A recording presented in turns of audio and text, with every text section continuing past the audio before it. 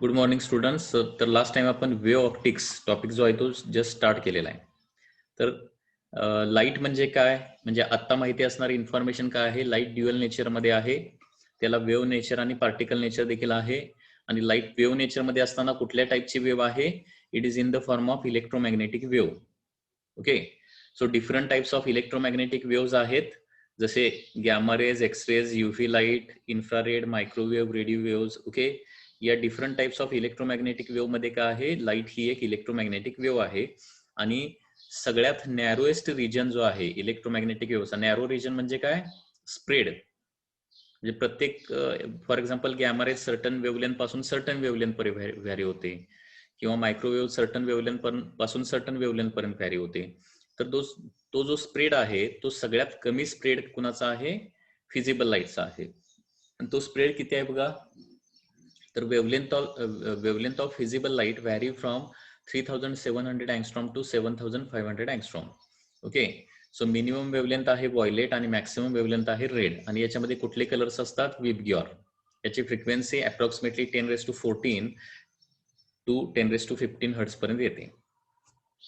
आता लाईटशी रिलेटेड सगळ्यात पहिली जी थेरी मांडलेली आहे ती कुणी मांडलेली आहे, डेस्कार्टस. थेरी म्हणण्यापेक्षा लाईटला सगळ्यात अगोदर लाईट म्हणजे काय हे कुणी सांगितलेलं आहे, डेस्कार्टस या सायंटिस्टनं सांगितलेलं आहे. ओके, आणि डेस्कार्टस या सायंटिस्टनं काय सांगितलेलं आहे की light is in the form of particles. Okay, आणि त्याचाच फर्दर स्टडी करून न्यूटनने एक स्वतःची थेरी मांडलेली आहे आणि त्याला काय म्हटलं जातं, न्यूटन्स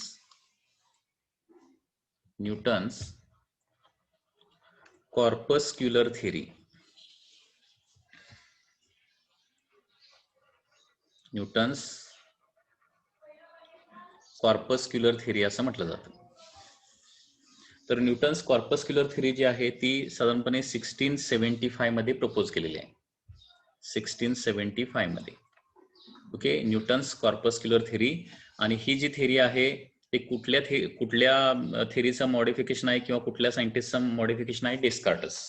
म्हणजे लाईटस रिलेटेड, लाईट काय आहे हे सगळ्यात अगोदर कन्सेप्ट जी आहे ती कुणी मांडलेली आहे, डेस्कार्टस या सायंटिस्टनं मांडलेली आहे. And after that there is a Newton. Okay, so Newton's corpuscular theory का आहे ते आपण बघूया थोडीसं. न्यूटन्स कॉर्पस्क्युलर थेरी, आणि याच्यावर काही एखाद्या वेळी MCQ एखादा येऊ शकतो, डिस्क्रिप्टिव्ह टाईप. आता न्यूटन्स कॉर्पस्क्युलर थेरीमध्ये काय सांगितलेलं आहे, तर every source of light emit, म्हणजे सोर्स ऑफ लाईट जो आहे तो काय करतो, emits tiny massless and invisible particles. Okay, तर याच्यामध्ये काय सांगितलेलं आहे, एव्हरी सोर्स ऑफ लाईट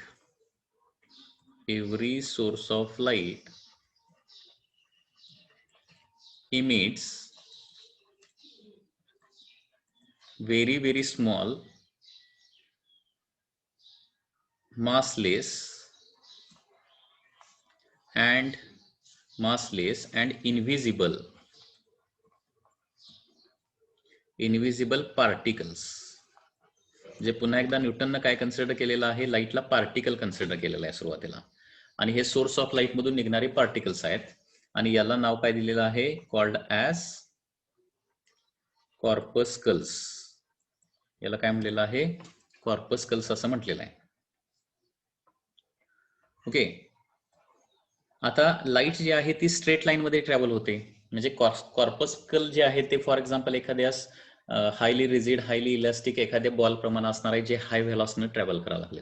ठीक आहे, आता एखादा पार्टिकल जो आहे मोशन मध्ये असेल तर स्ट्रेट लाईनच ट्रॅव्हल करतो हे आपल्याला माहित आहे. आणि त्याच्यावरून लाईटशी रिलेटेड एक इम्पॉर्टंट फेनॉमिनन जो आहे कुठला, रेक्टिलिनियर प्रोपोगेशन. रेक्टिलिनियर प्रोपोगेशन म्हणजे काय, light travels in a straight line. Light straight line मध्ये ट्रॅव्हल होते, हे याच्यावरून काय होतं, म्हणजे या थेरीच्या साहाय्याने इझिली एक्सप्लेन करता येतं. ओके, these corpuscles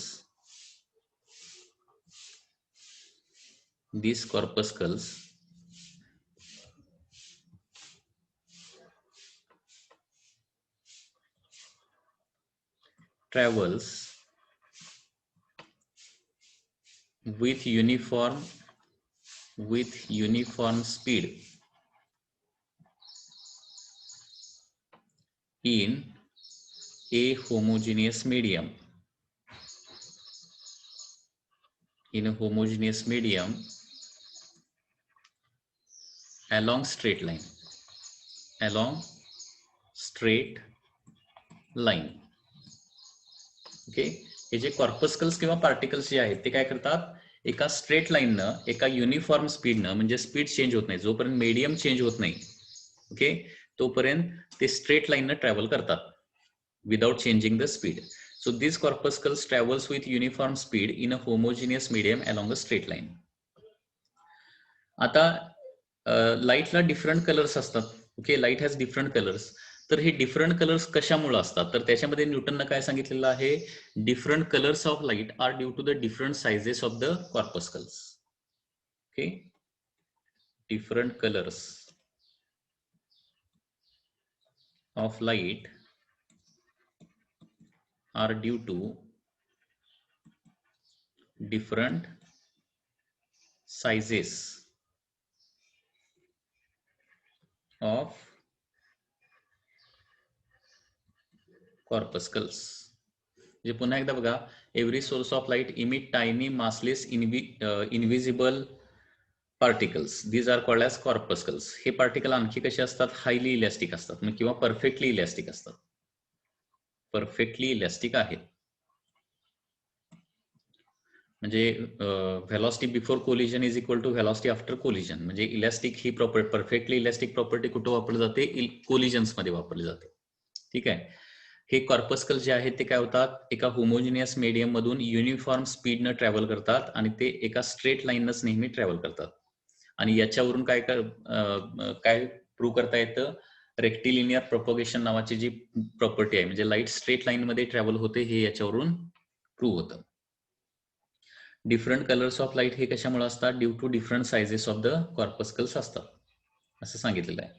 आणि त्याचबरोबर ज्यावेळी हे कॉर्पस्कल्स आपल्या रेटिनावर पडतात, डोळ्यामध्ये एंटर करतात आणि रेटिनावर पडतात, त्यावेळी आपल्याला लाईट सेन्स होते किंवा लाईट दिसते. Okay, when these corpuscles, okay,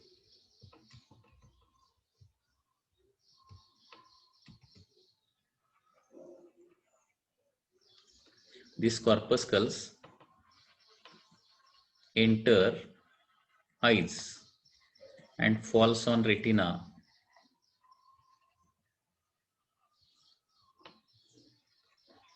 we get sensation of the light.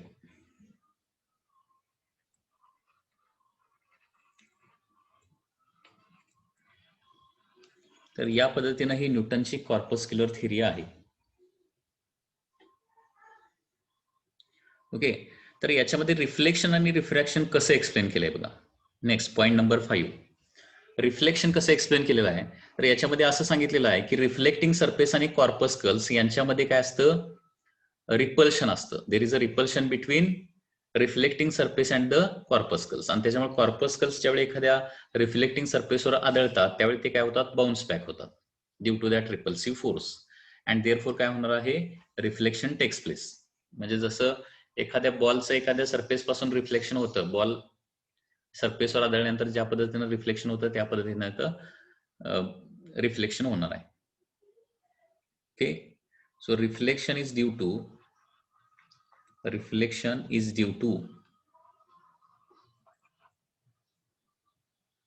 repulsion between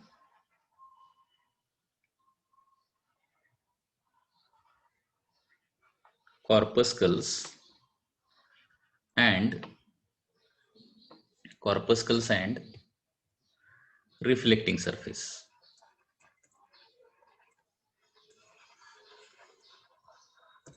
जे कॉर्पस्कल आणि रिफ्लेक्टिंग सरफेस याच्यामध्ये जे रिपल्शन असतं, त्याच्यामुळे काय होतं, लाईटचं रिफ्लेक्शन होतं, असं न्यूटनच्या थिअरीमध्ये सांगितलेलं आहे. ओके. त्याच्यानंतर नेक्स्ट रिफ्रॅक्शन कशामुळे होतं. रिफ्रॅक्शन तर न्यूटनच्या थेरीमध्ये कसं काय सांगितलेलं आहे बघा. देअर इज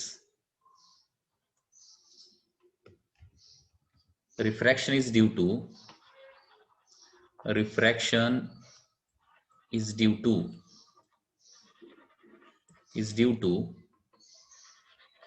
attraction between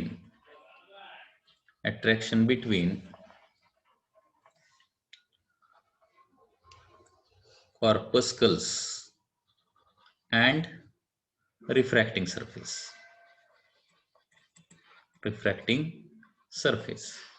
म्हणजे जो रिफ्रॅक्टिंग सरफेस असणार आहे, म्हणजे दोन मीडियमला सेपरेट करणारा जो सरफेस आहे, तो सरफेस ओके रिफ्रॅक्टिंग सरफेस आणि कॉर्पस्कल यांच्यामध्ये अट्रॅक्शन असल्यामुळे काय होतं, तो जो कॉर्पस्कल जो आहे तो सरफेस पास करून दुसऱ्या मीडियम मध्ये जातो आणि त्याच्यामुळे काय होतं, रिफ्रॅक्शन होतं, असं न्यूटन्स कॉर्पस्क्युलर थेरीमध्ये सांगितलेलं आहे. So these are the points related to Newton's corpuscular theory. लक्षात आले का बघा काय काय पॉइंट आहे. तर न्यूटन्स कॉर्पस्क्युलर थेरीमध्ये पुन्हा एकदा काय काय सांगितलंय बघा. Every source of light emit tiny massless invisible perfectly elastic particles. These particles are called as corpuscles. These corpuscles travels with uniform speed in a homogeneous medium and they travels along a straight line only. Okay. Different colors of light are due to the different sizes of the corpuscles. Okay. Different colour हे कशामुळे असतात, different sizes of कॉर्पस्कल्स मुळे असतात, असं त्या Newton थेरीमध्ये सांगितलेलं आहे. आणि ज्यावेळी हे कॉर्पस्कल्स डोळ्यामध्ये एंटर करून रेटिनावर ज्यावेळी फॉल होतात त्यावेळी काय होतं, आपल्याला लाईट सेन्स होते. आणि याच्यामध्ये रिफ्लेक्शन आणि रिफ्रॅक्शन कसं एक्सप्लेन केलेलं आहे, तर रिफ्लेक्शन कधी होणार आहे, ज्यावेळी कॉर्पस्कल्स आणि सरफेस याच्यामध्ये ज्यावेळी रिपल्शन असणार आहे त्यावेळी काय होणार आहे, ते बाउन्स बॅक होणार आहे आणि रिफ्लेक्शन होणार आहे. त्याच पद्धतीनं रिफ्रॅक्शन कधी होणार आहे, ज्यावेळी कॉर्पस्कल्स आणि सरफेस यांच्यामध्ये ज्यावेळी अट्रॅक्शन असतं त्यावेळी तो काय होतो, कॉर्पस्कल त्या सरफेस मधून पास होतो, एका मीडियम मधून दुसऱ्या मीडियम मध्ये जातो आणि त्याच्यामुळे काय होणार आहे, रिफ्रॅक्शन होणार आहे, रिफ्रॅक्शन ऑफ द लाईट. तर या पद्धतीनं ही न्यूटन्स कॉर्पस्क्युलर थेरी आहे. या न्यूटन्स कॉर्पस्क्युलर थेरीचा ऍडव्हान्टेज काय आहे, एक ऍडव्हान्टेज असा आहे की याच्या साईन रेक्टिलिनियर प्रोपगेशन नावाची प्रॉपर्टी काय करता येते, आपल्याला इझिली एक्सप्लेन करता येते. याचं मेरिट काय आहे, it explains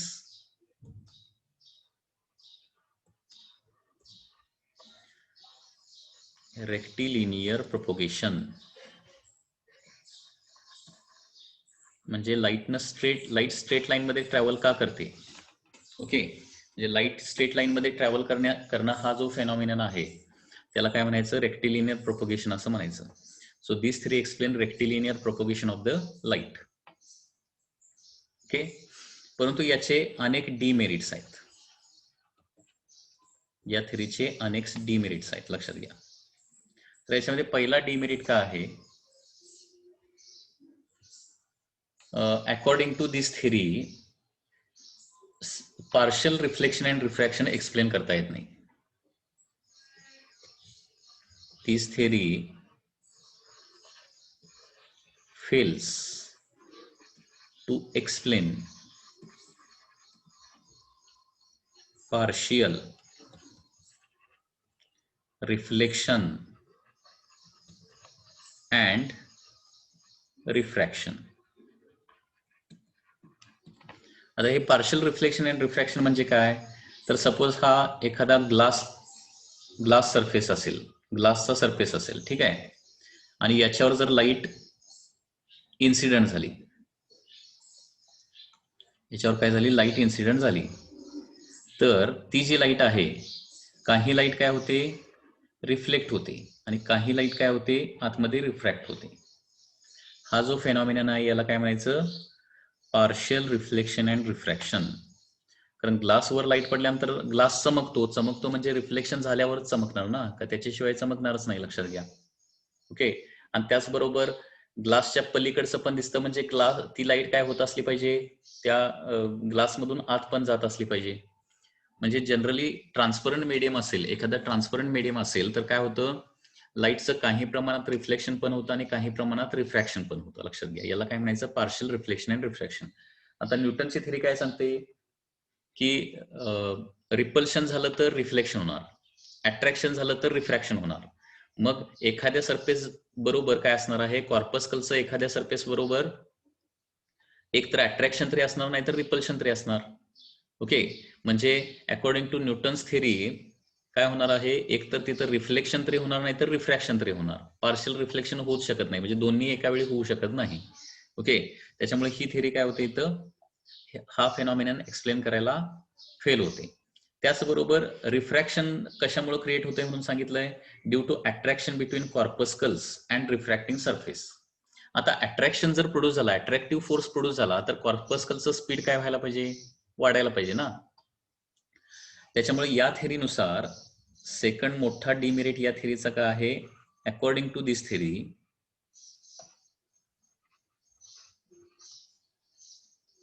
according to this theory, speed of light in denser medium is more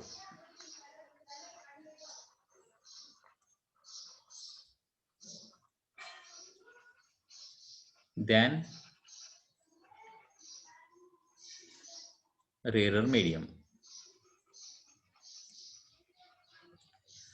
कारण अट्रॅक्शन जर झालं, अट्रॅक्शन झालं तरच तो कॉर्पस्कल काय होणार, एका मीडियम मधून दुसऱ्या मीडियम मध्ये जाणार. आणि अट्रॅक्शन म्हणजे फोर्स, फोर्स कुठल्याही बॉडीवर अट्रॅक्टिव्ह फोर्स लावला तर त्याच्याकडे येणारे जे पार्टिकल्स आहेत त्याचं स्पीड वाढणार. म्हणजे एका मीडियम मधून दुसऱ्या मीडियम मध्ये गेल्यानंतर स्पीड वाढायला पाहिजे. म्हणजेच रेअर मीडियम मधून डेन्सर मीडियम मध्ये समजा गेलं, म्हणजे एअर मधून ग्लासमध्ये लाईट जर, एअर मधून ग्लासमध्ये जर लाईट जायची असेल, रिफ्रॅक्शन व्हायचं असेल, तर ग्लास आणि कॉर्पस्कल यांच्यामध्ये अट्रॅक्शन असायला पाहिजे. आणि अट्रॅक्शन असेल तर ग्लासमध्ये काय येणार, मग लाईटचं स्पीड जास्त येणार. म्हणजे ही थेरी काय सांगते, न्यूटन्स कॉर्पस्क्युलर थेरी काय सांगते की speed of light in denser medium is more आहे, असं सांगते. ओके, बट ऍक्च्युअली आपल्याला माहित आहे, रे ऑप्टिक्स मध्ये आपण स्टडी केलंय, लाईटचं स्पीड कुठं व्हॅक्यूम मध्ये सगळ्यात जास्त असतं आणि डेन्सर मीडियम मध्ये काय असतं, कमी असतं. आणि हे नंबर ऑफ डिमेरिट्स इथं असल्यामुळे ही थेरी काय करण्यात आलेली आहे, कम्प्लिटली डिस्कार्ड करण्यात आलेली आहे. कारण या थेरीमध्ये अनेक प्रॉब्लेम होते. ओके, सो न्यूटनची लाईटशी रिलेटेड ही जी थेरी आहे, ही थेरी कम्प्लिटली डिस्कार्ड करण्यात आलेली आहे, ही यूज केली जात नाही. पण न्यूटननं सगळ्यात अगोदर ही थेरी मांडलेली होती आणि म्हणून आपण त्याचं काय करतोय, स्टडी करतोय. ओके, म्हणजे ऍक्च्युअली कॉर्पस्कल्स वगैरे अशी काही कन्सेप्ट नसते. परंतु नंतर आता प्लँक्सनं हे सांगितलेलं आहे की लाईट ही पार्टिकल स्वरूपात पण अस्तित्वात आहे. परंतु न्यूटननं सांगितलेले जे पार्टिकल आहेत ते पार्टिकल मात्र ते प्लँक्स क्वांटम थेरी मधले पार्टिकल्स नाहीये. जे न्यूटनची थेरी सम एक्सटेंट मध्ये काय झालेली आहे, फक्त प्रूव्ह झालेली आहे. म्हणजे सध्या काय करतोय आपण, लाईटला वेव्ह पण कन्सिडर करतोय आणि पार्टिकल पण कन्सिडर करतोय. परंतु ते पार्टिकल मात्र कॉर्पस्कल्स नाहीयेत, जे न्यूटनच्या थेरीमध्ये सांगितलेले आहे. परंतु एवढं सांगितलं की light is in the form of particle Newton's थेरीमध्ये, आणि ते मात्र त्या पार्टिकलला फोटॉन कन्सिडर केलं तर ते मात्र खरं आहे. लक्षात घ्या, photons.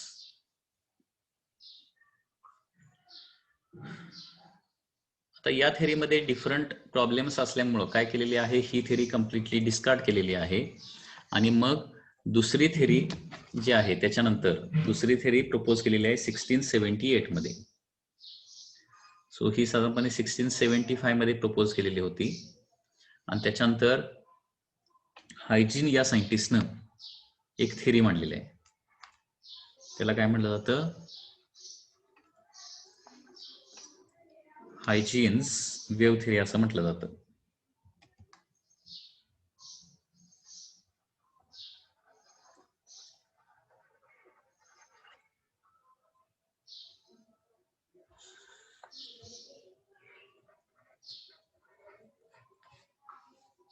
Hygiene.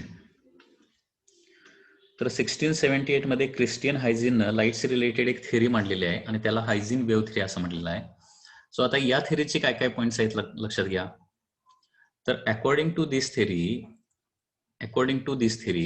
Light is in the form of wave, म्हणजे लाईट पार्टिकल कन्सिडर करण्याऐवजी लाईटला काय कन्सिडर केलेलं आहे, वेव्ह कन्सिडर केलेला आहे.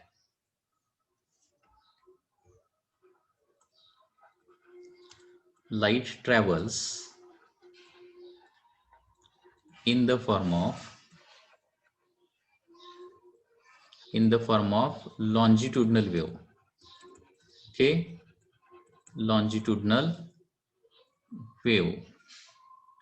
Okay, हा, तर हायझेन वेव्ह थेअरीनुसार काय सांगितलेलं आहे, light travels in the form of longitudinal wave. Okay, हा एक या थेअरी मधला प्रॉब्लेम आहे, कारण लाईट जी आहे ती ट्रान्सव्हर्स नेचरची आहे हे आपल्याला माहित आहे. त्याचबरोबर light travels with uniform speed in a homogeneous medium. एका होमोजिनियस मीडियम मध्ये काय होते, लाईट युनिफॉर्म स्पीडनं काय होते, ट्रॅव्हल करते. ठीक आहे, म्हणजे याचाच दुसरा मिनिंग काय होतो, डिफरंट मीडियम मध्ये लाईटची व्हेलॉसिटी डिफरंट असते. त्याचबरोबर आता हा थर्ड पॉइंट या थेअरीमध्ये काय बघा, हायजीनच्या काळामध्ये इलेक्ट्रोमॅग्नेटिक वेव्हचा शोध लागलेला नव्हता. इलेक्ट्रोमॅग्नेटिक वेव्हचा शोध हेनरिच हर्ट्झ या सायंटिस्टनं लावलेला आहे, तो खूप नंतर लावलेला आहे. तोपर्यंत इलेक्ट्रोमॅग्नेटिक वेव्ह माहिती नव्हती. त्यावेळी फक्त मेकॅनिकल वेव्हज माहिती होत्या. मेकॅनिकल वेव्हज म्हणजे काय, ज्याच्या प्रोपोगेशनसाठी मीडियमची आवश्यकता लागते, त्याला काय म्हणतो आपण, मेकॅनिकल वेव्ह. मग आता हा क्वेश्चन हायझिनला विचारण्यात आला की लाईट जर वेव्ह असेल तर त्याच्या प्रोपोगेशनसाठी मीडियम आवश्यक आहे. सन आणि अर्थ मध्ये कुठलंच मीडियम नाहीये. ओके, तर मग सन पासून अर्थ पर्यंत वेव्ह कशी काय, लाईट वेव्ह कशी काय प्रोपोगेट होते आणि ट्रॅव्हल करते. कारण लाईट आपल्याला मेजर सोर्स ऑफ लाईट आपला कोण आहे, सन आहे. सन आणि अर्थ मध्ये कुठलंही मीडियम नाहीये. So how does this light can travel from sun to the earth. तर त्याच्यामध्ये हायझिननं असं म्हटलेलं आहे की या युनिव्हर्समध्ये एक मीडियम प्रेझेंट आहे की जे इनव्हिजिबल हायली इलॅस्टिक मीडियम आहे, त्याला नाव दिलं ल्युमिनिफेरस इथर. ओके, जे कुठलं सॉलिड नाहीये. ओके, तर ल्युमिनिफेरस इथर नावाचं एक इनव्हिजिबल मीडियम आहे जे आपण एक्सपिरियन्स करू शकत नाही, आणि with the help of that medium काय होतं की लाईट जी आहे ती इथपर्यंत ट्रॅव्हल करते, असं त्याच्यामध्ये मांडलेलं आहे. ओके, म्हणजे या थेअरीमध्ये काय केलेलं आहे, व्हॅक्युम मध्ये एक प्रकारचं मीडियम असतं असं सांगितलेलं आहे, आणि त्या मीडियमच्या सहाय्यानं काय होते, ही वेव्ह ट्रॅव्हल करते. So for propagation of light,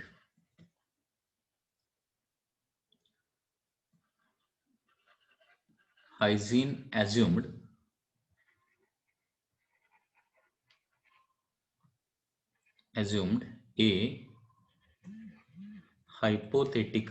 a hypothetical म्हणजे इमॅजिनरी, ज्याला अजून प्रूफ मिळालेलं नाहीये.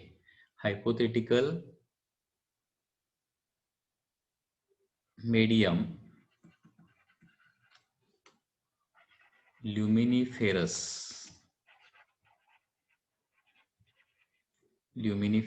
इथर.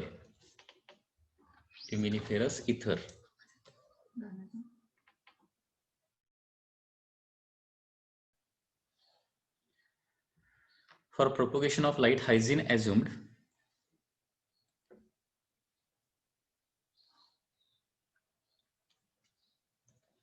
a hypothetical medium luminiferous ether, okay, which present everywhere in the universe, which present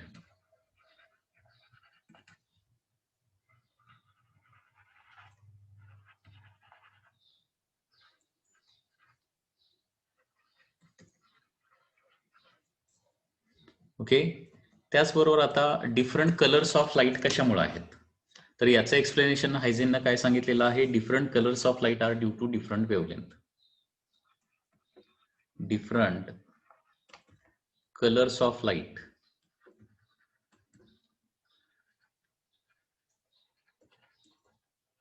are due to different wavelengths. Okay,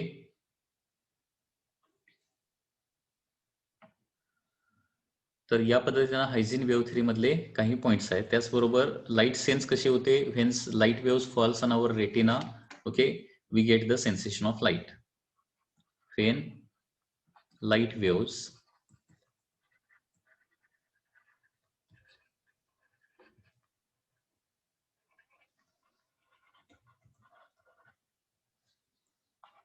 we get sensation of light. Okay, तर हे Huygens wave three मधले different points आहेत. Light travels in the form of longitudinal wave, light travels with uniform speed in a homogeneous medium. For propagation of light wave, Hyzin assumed a hypothetical medium called as luminiferous ether, which present everywhere in the universe. Different colors of light are due to the different wavelength of light, and when light falls on the retina we get the sensation of light. So या पद्धतीने हायझिन wave three आहे. आता या थ्रीचे काही merits काही demerits आहेत. आता या थ्रीचे पुन्हा एकदा मेरिट्स काय आहेत, तर पहिली गोष्ट म्हणजे by using this theory we can explain reflection, refraction, partial reflection, okay, यासारखे फेनॉमिनन आपण एक्सप्लेन करू शकतो.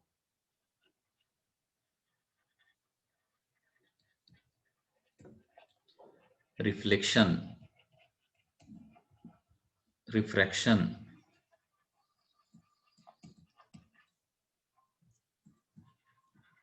ओके, पार्शियल रिफ्लेक्शन,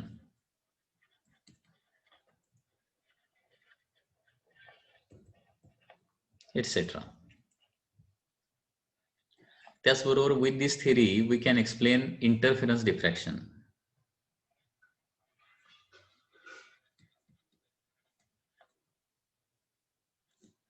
इंटरफेरन्स आणि डिफ्रॅक्शन नावाचे जे फेनॉमिनन आहेत ते या थेरीच्या साहाय्याने आपल्याला इझिली एक्सप्लेन करता येतात, इंटरफेरन्स डिफ्रॅक्शन. त्याचबरोबर या थेरीच्या साहाय्यानं हे प्रूव्ह करता येतं. त्याचं एक डेरिव्हेशन देखील आहे, ते तुम्ही स्टेट बोर्ड मध्ये स्टडी केलेला असाल. Okay,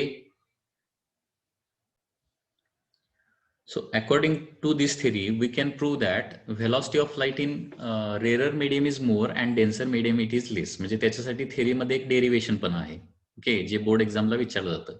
bye using Huygens wave theory prove that velocity of light in rarer medium is more than the denser medium. Okay, so this theory proves that velocity in rarer medium is more.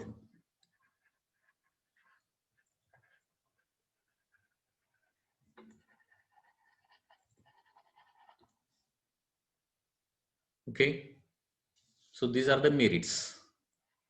आणि याचे demerits काय आहेत, याचे काही disadvantage पण आहेत. Okay, तर पहिला डिसएडव्हान्टेज याच्यामध्ये लॉन्जिट्युडनल वेव्ह म्हणून सांगितलंय, ऍक्च्युअली ती काय आहे, ट्रान्सव्हर्स वेव्ह आहे. It is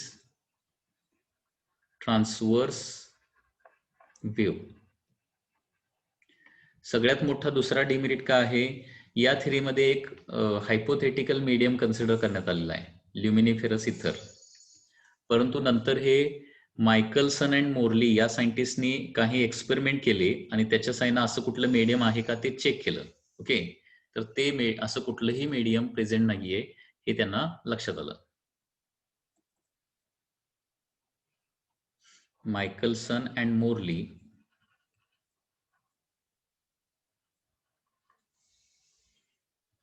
proved that no such medium exist. पुन्हा आता क्वेश्चन राहतोय की विदाउट मीडियम ही वेव्ह कशी ट्रॅव्हल करणार. ओके, मग नंतर हर्ट्झ या सायंटिस्टनं प्रूव्ह केलेलं आहे की ती इलेक्ट्रोमॅग्नेटिक वेव्ह आहे आणि इलेक्ट्रोमॅग्नेटिक वेव्हला मीडियमची आवश्यकता नसते प्रोपगेशनसाठी. ओके, याचे डिमेरिट्स. त्याबरोबर आणखी काही डिमेरिट्स म्हणजे with the help of this theory we can not explain the photoelectric effect, Compton effect, okay, emission of hydrogen spectra. हे जे फेनॉमिनन आहेत ते मात्र या थेरीच्या साहाय्याने एक्सप्लेन करता येत नाहीत. ओके, कारण त्याच्यात ते फेनॉमिनन एक्सप्लेन करण्यासाठी, फोटो इलेक्ट्रिक इफेक्ट किंवा कॉम्प्टन इफेक्ट एक्सप्लेन करण्यासाठी तुम्हाला लाईटला पार्टिकल कन्सिडर करावं लागतं, फोटॉन कन्सिडर करावं लागतं. तरच ते एक्सप्लेन होतात. वेव्ह थेअरीच्या साइन एक्सप्लेन होत नाहीत. This theory fail to explain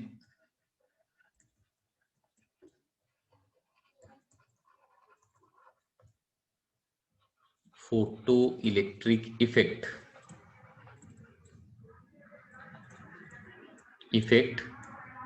Compton effect, etc.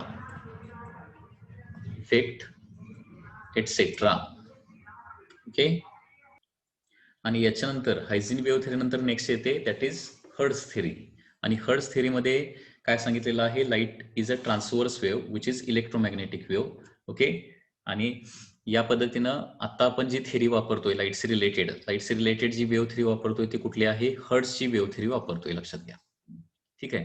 परंतु हायजीनचं कॉन्ट्रीब्युशन काय आहे, हायजीननं सगळ्यात अगोदर प्रपोज केलेलं आहे की लाईट ही काय आहे, एक वेव्ह आहे. Okay, that is the major contribution by the Huygens. आता हायजीन थेअरी मधले आणखी काही पॉइंट्स आपल्याला स्टडी करायचे आहेत की ज्याच्यावर एखाद्या वेळी एक्झाम मध्ये क्वेश्चन येऊ शकतात. ओके. तर हायजीन वेव्ह थेअरी मध्ये काही टर्म्स आहेत, त्या टर्म्स आपल्याला स्टडी कराव्या लागतील. Some terms or the important concepts related to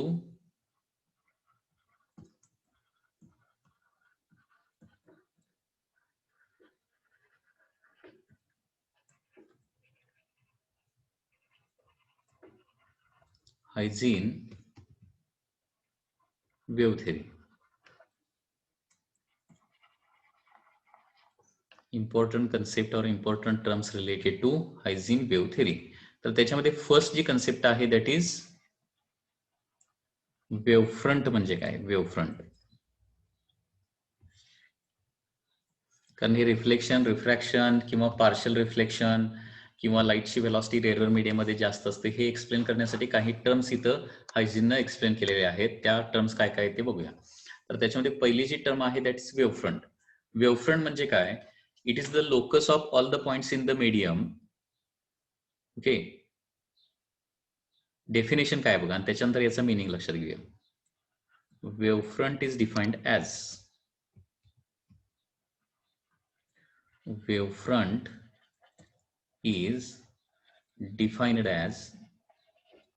wavefront is defined as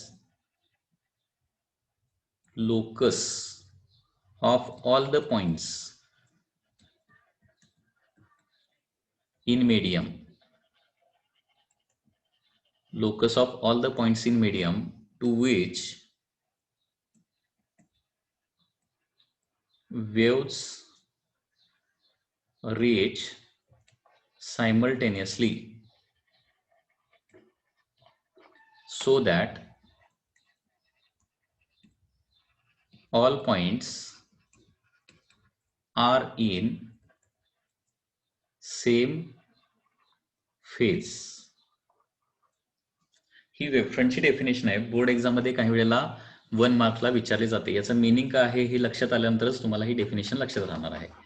तर पुन्हा एकदा डेफिनेशन जस्ट काय बघा. Wavefront is defined as locus of all the points of